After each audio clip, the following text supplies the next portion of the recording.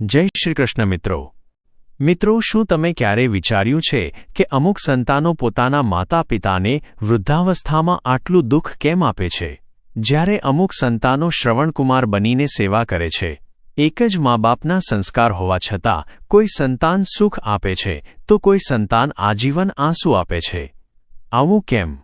મિત્રો, આપણા શાસ્ત્રો કહે છે કે આ બધું આપણા કર્મોનો જ હિસાબ છે। આપણે જેવું વાવીએ છીએ તેવું જ લણીએ છીએ। તો ચાલો આ વાતને સમજવા માટે આજે હું તમને એક હૃદયસ્પર્શી વાર્તા સંભળાવું છું। આ વાર્તા સાંભળીને તમારી આંખો ખુલી જશે, માટે આ વિડિયો પૂરો જરૂર જોજો અને કોમેન્ટમાં પ્રેમથી લખજો, જય શ્રી કૃષ્ણ।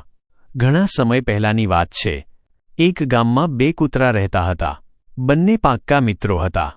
એકનું નામ હતું ધીરુ અને બીજાનું નામ હતું વીરુ। બંને સાથે રમે, સાથે જમે અને સાથે જ રહેતા।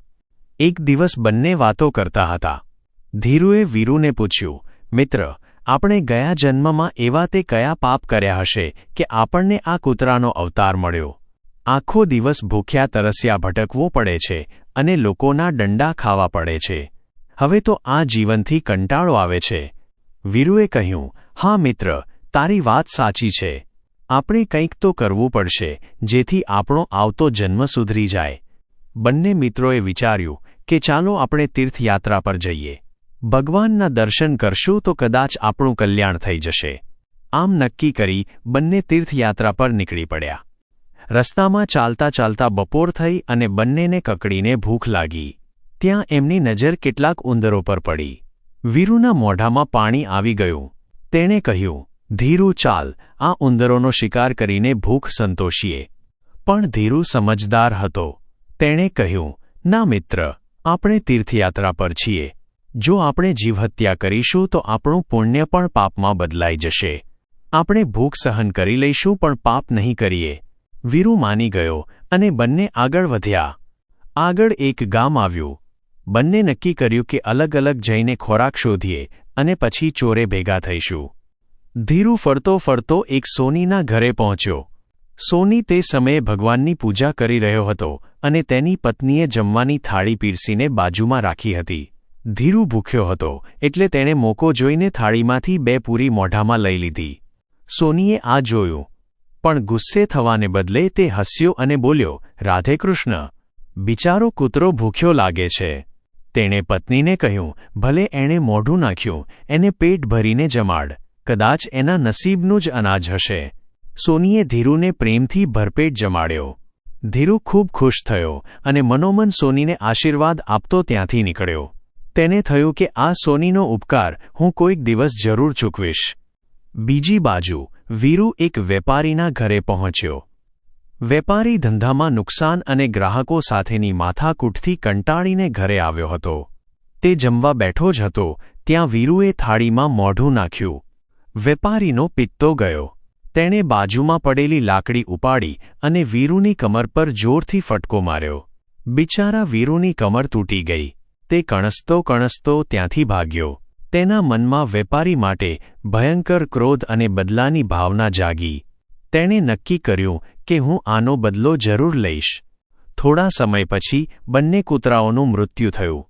હવે જુઓ કુદરતનો ખેલ। જે સોનીએ કૂતરાને પ્રેમથી જમાડ્યો હતો તેના ઘરે ધીરુનો જન્મ એક દીકરા તરીકે થયો અને પેલા વેપારીના ઘરે જેણે કૂતરાની કમર તોડી હતી ત્યાં વીરુનો જન્મ દીકરા તરીકે થયો। સોનીનો દીકરો ધીરુનો આત્મા ખૂબ જ સંસ્કારી, જ્ઞાની અને આજ્ઞાકારી નીકળ્યો। તે મોટો થઈને મોટો વિદ્વાન બન્યો। રાજાએ તેને મંત્રી બનાવ્યો અને સોનીનું નામ રોશન કર્યું। તેણે સોનીને જીવનભર સુખ આપ્યું। બીજી બાજુ વેપારીનો દીકરો વીરુનો આત્મા નાનપણથી જ તોફાની અને દુષ્ટ પાક્યો। તે જુગાર રમતો, પિતાને ગાળો આપતો અને રોજ પૈસા બગાડતો। વેપારી ખૂબ દુઃખી રહેતો। કંટાળીને વેપારીએ વિચાર્યું કે આના લગ્ન કરાવી દઉં તો સુધરી જાય। વેપારીએ ધામધૂમથી દીકરાના લગ્ન કરાવ્યા, પણ લગ્નના બીજા જ દિવસે અચાનક દીકરાનું મૃત્યુ થઈ ગયું। વેપારી પર જાણે આભ તૂટી પડ્યો। તેની વહુ રડતા રડતા સસરાને કોસવા લાગી। પુત્રના વિયોગમાં વેપારી માથું પટકીને રડવા લાગ્યો અને બોલ્યો, હાય રે, મારો દીકરો જુવાનીમાં જ મારી કમર તોડીને ચાલ્યો ગયો। મિત્રો, આ એ જ લાકડીનો ફટકો હતો જે તેણે પેલા કૂતરાને માર્યો હતો. કૂતરાની કમર તોડી હતી. આજે એ જ આત્માએ દીકરો બનીને વેપારીની કમર હિંમત તોડી નાખી. તો મિત્રો, આ વાર્તા પરથી એ શીખવા મળે છે કે કર્મ ક્યારેય પીછો છોડતું નથી. સોનીએ દયા બતાવી તો તેને શ્રવણ જેવો દીકરો મળ્યો અને વેપારીએ નિર્દયતા બતાવી તો તેને દુઃખ આપનારું સંતાન મળ્યું. માટે હંમેશા યાદ રાખજો, જો આજે આપણે કોઈનું ભલું કરીશું તો કાલે તે સુખ બનીને પાછું આવશે, અને જો કોઈનું ખરાબ કરીશું તો તે વ્યાજ સાથે દુઃખ બનીને પાછું આવશે. જો તમને આ વાર્તા પસંદ આવી હોય તો વિડીયોને લાઇક કરજો અને કોમેન્ટમાં જય શ્રી કૃષ્ણ લખવાનું ભૂલતા નહીં. ચેનલને સબસ્ક્રાઇબ કરજો જેથી આવી જ બીજી બોધપ્રદ કથાઓ તમને મળતી રહે. ધન્યવાદ.